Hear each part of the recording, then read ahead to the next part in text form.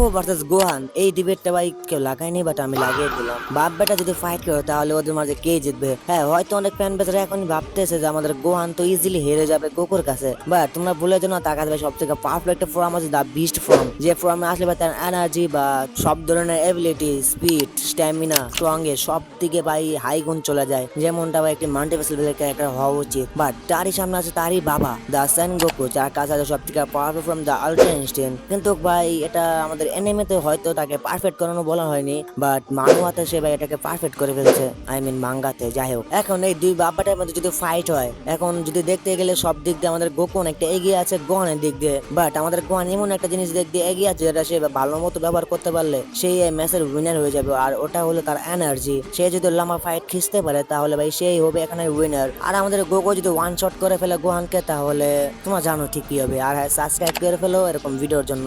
সায়োনারা।